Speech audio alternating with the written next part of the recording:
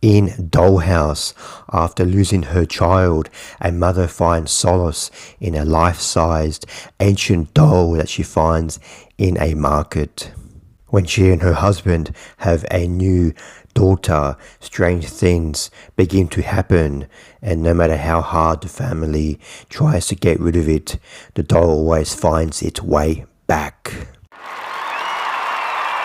Dollhouse is directed by Shinobu Yaguchi, and he has directed films such as Wood Job and Swing Girls. Dollhouse is one of those films that does absolutely nothing original, but what it does do, it does in an exceptional way. The film is skillfully crafted. The Dollhouse is one of those films that it does nothing original, nothing you haven't seen before, but what it does do, the craftsmanship of the film, the performances and the story all come together to make a very satisfying horror thriller. The film structurally is kind of split between two types of films. The first half of the film is this ancient doll not terrorizing, but scaring this family. And then the second half of the film is kind of like an investigation. It's kind of a mix between like The Exorcist and like a Japanese Rin type movie where the family has to investigate where this doll came from and how they can fix this situation that they're in. I love how the film starts from here and then just ramps up, goes up. And it starts off with just the camera zooming in on the doll. And the doll's not moving, it's just zooming in, getting closer and closer, and the doll kind of has like a freaky look on its face, and then the doll doesn't do anything. And then as the film goes on, the daughter has like bite marks and scratch marks on its arm and its back, and then the doll starts to like move to different locations on its own, and then so the film just like slowly ramps up the tension as the film goes on.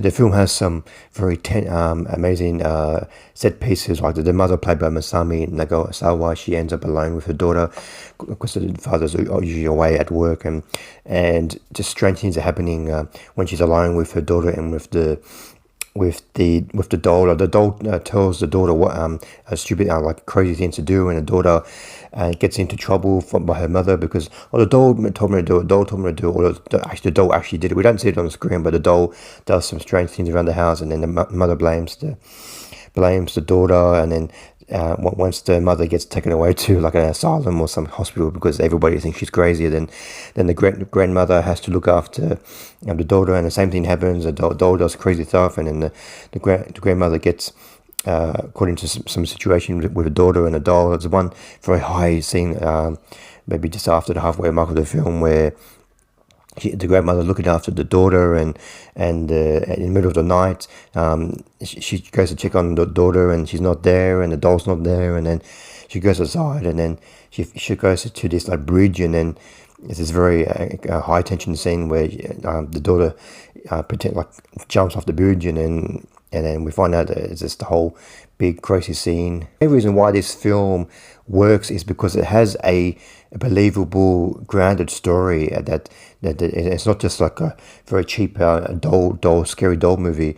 There's a whole mysticism and religious part of the movie, and like we get to explore where this doll came from and who its owner was and who made it, and how we can fix this situation that the family is in. And in the second half of the film, the family goes on this like investigation of where this doll came from and how can they fix it. And then apparently this doll is worth a lot of money, and then there's all these people trying to get the doll and trying to sell it and make money. And so there's this whole grounded story that that this film is grounded in, and that really gives it some like legitimacy and doesn't make it feel cheap. And the production values and the acting and all top right. But I do have one gripe, and that this film and some other recent Japanese films, they're filmed in like a very drab TV movie type style. The digital look, I'm not really a fan of this new cheap look that a lot of Japanese films, such as this film and Sham and bring me down to a portable size that I saw recently. They have like a really cheap TV look to it. I don't understand why they're doing that. But other than that, the craftsmanship, the special effects, and the doll, and especially in the second half of the film, we get to see this doll come to life, and the camera zooms on its face like this, and it's quite effective. I'll just give a shout out to two performances in this film. The mother, played by Masami Nagasawa, she's quite good in this film. She really brings the emotion. She loses her daughter early in the film, and she has a new daughter, and then she has to protect his daughter throughout the film. And she gives out like a really commanding performance. And I want to give out the the performance played by the second daughter, played by Aoi Ikemura. She gives a really impressive child performance in this film. I was really impressed by her. I give Dollhouse 3.5 stars out of 5. If you're after a new horror thriller from Japan, I definitely recommend checking out this film. Dollhouse, it has some really scary set pieces throughout the film, and then it has a really interesting story that's wrapped up in mysticism and history, and it really grounds the film and makes it really believable. So I definitely recommend checking out this film, Dollhouse.